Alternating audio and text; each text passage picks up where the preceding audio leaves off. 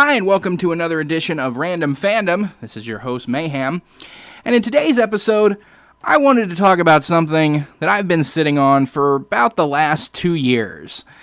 And that is my decision on what is the worst comic book movie ever made. Well, I shouldn't say I've been sitting on this for 2 years. I've been talking about it to friends and out on social media and to anybody who would listen. But I don't feel there's enough hatred out there for this particular movie. Certainly not to the level that I'm satisfied with. So I need to put this out there and talk about what I feel is the worst comic book movie ever made. And that is X-Men First Class. Now, I know a lot of you out there is immediately coming back with, how can you possibly think that X-Men First Class is the worst comic book movie ever made? There's so many examples of terrible, just god-awful, terrible comic book movies out there. How can you possibly say X-Men First Class was the worst? Well, let me explain my line of thinking here.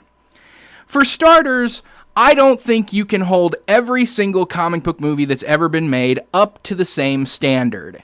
You know, you can't compare a movie that had a nothing budget, $10, $15 million was all it had to be put together with, and compare that to something like X-Men First Class that had a $150 million budget, was part of a massively popular franchise in this, the golden age of comic book movies where they're taken seriously as major movies, and it had the entire backing of one of the biggest and most powerful movie studios in the world, 20th Century Fox, behind it. X-Men First Class had everything going for it, so you just can't quite compare it to something that came out in the mid-'80s when comic book movies were still laughed at and was really given a shoestring budget to work from. So, and then for another thing, there's a lot of comic book movies that don't try to be really good, serious pieces of cinema. A lot of them know what they are, and are just intending to be silly and funny and cheesy. That's what they're intending to be. They know what they are, and they're not trying to overshoot that.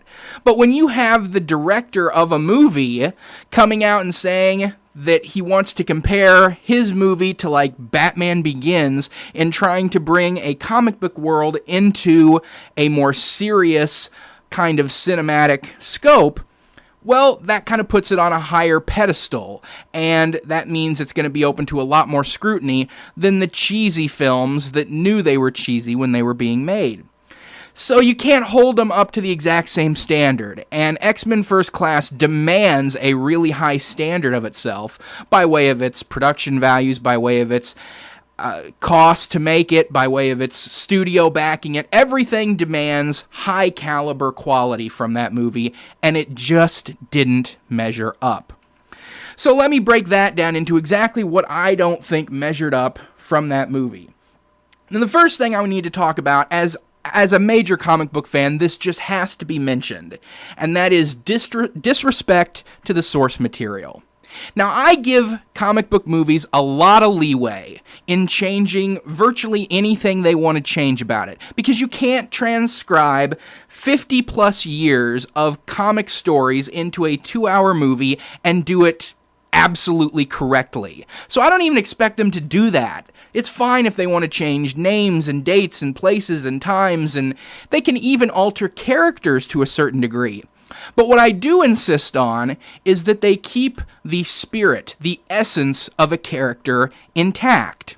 Like, you wouldn't want to have a Spider-Man who is a career criminal who acts more like a villain throughout the course of the movie. You wouldn't want a Spider-Man who acts like the Punisher, Because Spider-Man's entire core is that with great power comes great responsibility. So he has to be a very moral character.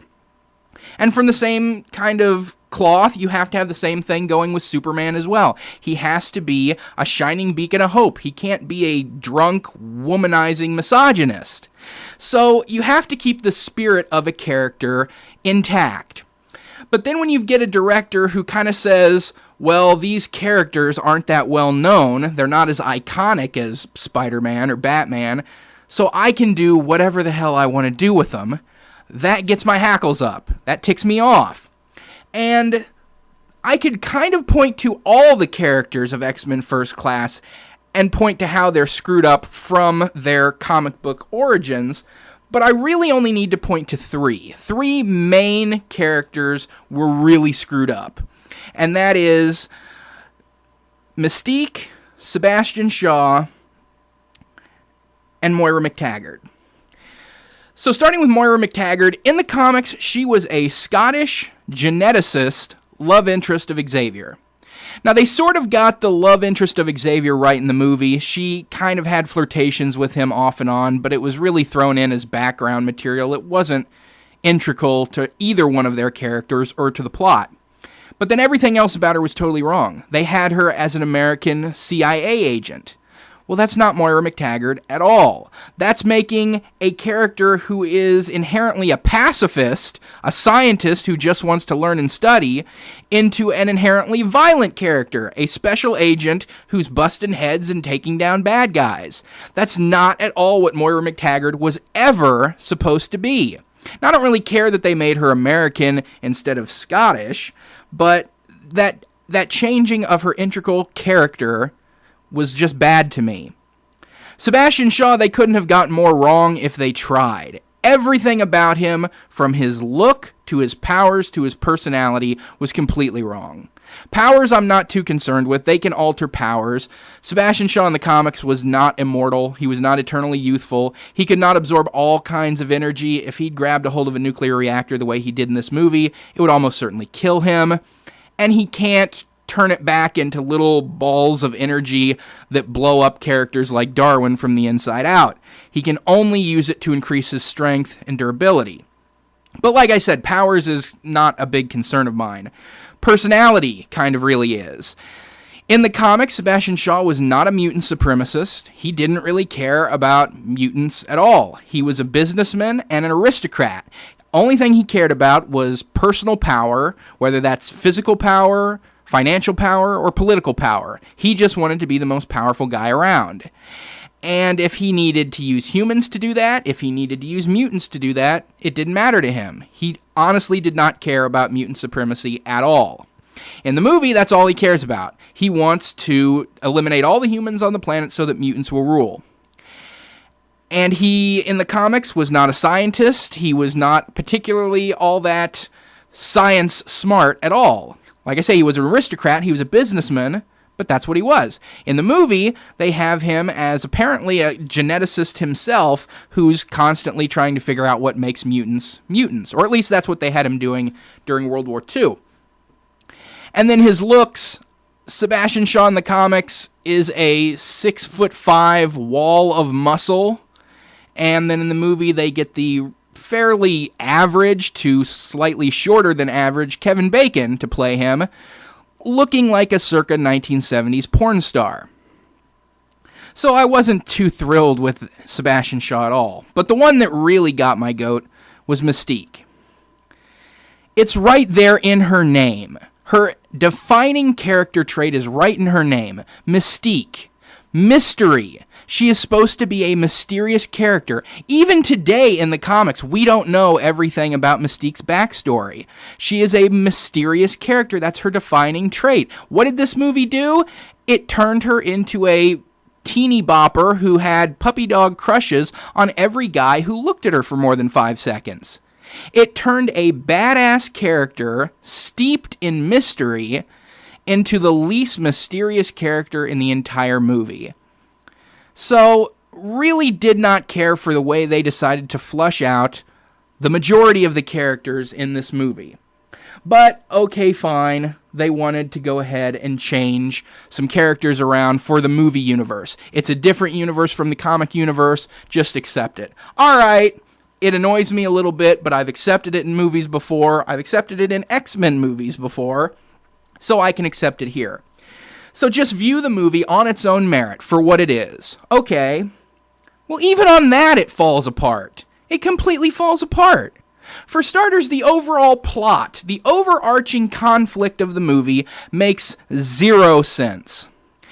Sebastian Shaw's entire plot is to cause the Cuban Missile Crisis to make America and the Russians go to nuclear war with each other in the hopes that the entire nuclear war will destroy all of the humans and leave all the mutants alive to rule the Earth. This is stupid. Why? Because mutants would die in the nuclear war as well. And not a few mutants would die. All the mutants would die. For one thing, they're not immune to the explosions themselves, which would decimate every highly populated area, and since mutants are diffused all throughout society, you blow up the biggest cities, you're killing the most amount of mutants that way as well. Even if you're trying to say that they're immune to radiation, which they're not immune to the explosions themselves, so you're killing the vast majority of mutants on the planet as well. And, like I say, mutants are not immune to radiation, so that's going to kill them too. The radioactive fallout is going to wipe the rest of them out. All you're going to be left with is, like, Sebastian Shaw, Apocalypse, Juggernaut, who's not even a mutant, and maybe a few others who have durability powers that would allow them to survive. So you got maybe 10 or 15 mutants left in the world, and what are they going to be left to rule over? A desolate Mad Max-esque wasteland where nuclear fallout has destroyed every living creature on the planet? What kind of existence is that? 15 of you left to rule over a desert wasteland? That's no good. What the hell kind of a plan is that? So the plot, just on its face, was stupid. And it's not just the bad guys and their plot and motivations were stupid. The good guys were stupid as well. So Magneto, Mystique, and Professor Xavier hook up with the CIA, and they decide to put together their own little team of mutants to take on the bad guys. That figures, that's understandable. That's how these kind of superhero movies go. But the candidates they pick to create this first class of X-Men are the worst possible candidates imaginable. They choose, in order, a stripper/former prostitute, a convicted felon serving time in solitary confinement, what looks to be a high school kid who's not even old enough to vote yet, and the one character who I didn't really have a problem with as a choice, a New York City cab driver, who happens to be the first one they kill off in a very undignified, right off the bat, as if he didn't even matter fashion. What was the vetting process like to select these particular mutants? Professor Xavier uses Cerebro to scan all of these mutants all across the world and try to find viable candidates to join their team. Why did he pick these? I mean, we saw dozens of potential mutants that he could have gone and picked. Why did he pick such bad choices? I mean, how did they know that the guy that they were going to let out of prison wasn't some kind of crazy murderer, child molester who, once they got him out of prison, was just going to go nuts and use his powers to kill everybody? He was in jail. He was in solitary confinement. Isn't it reasonable to assume that he's violent and a bad guy and would not be on their side?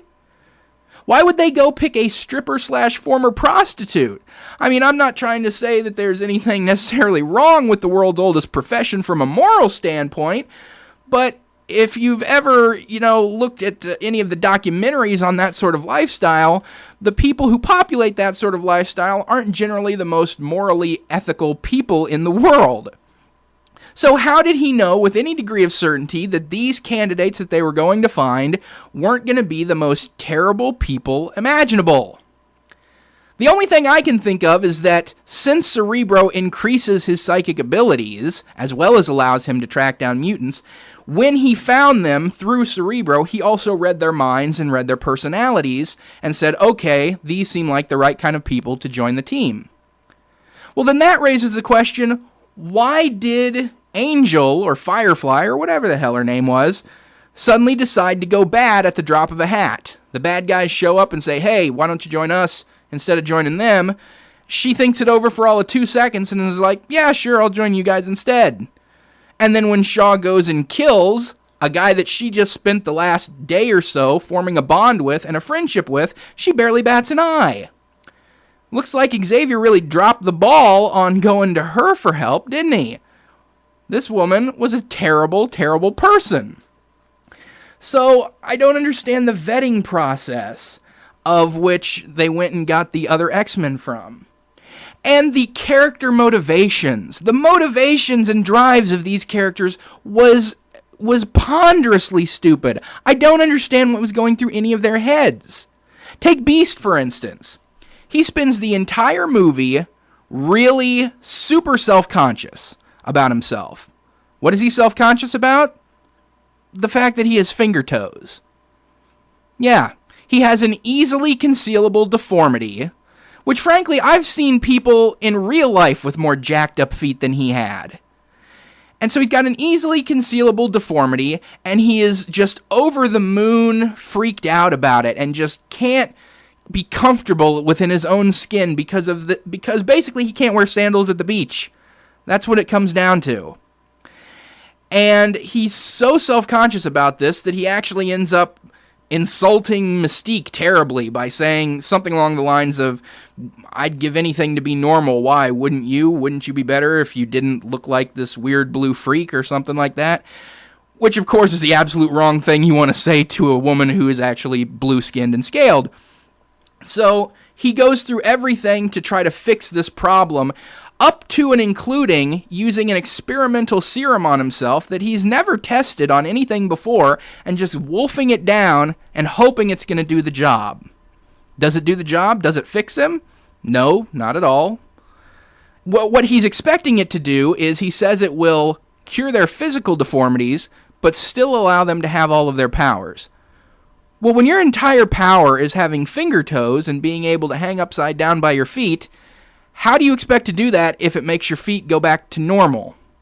But anyway, I digress.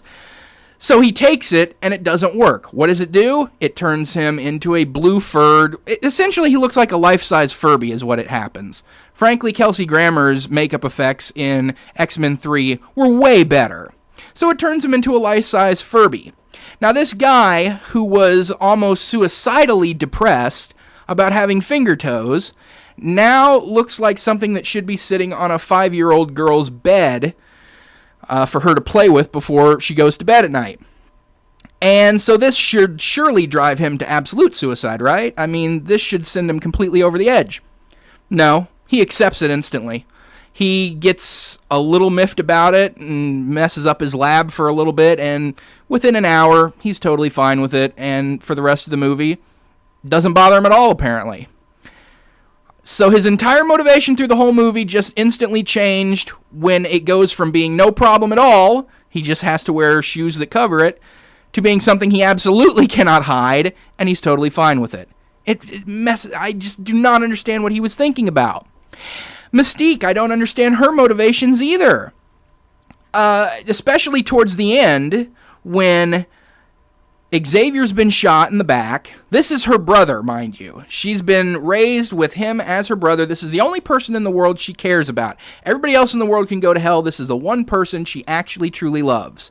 And he gets shot in the spine. She rushes to his side, and he says, "You know, I know you kind of like Magneto, so why don't you go off with him instead?"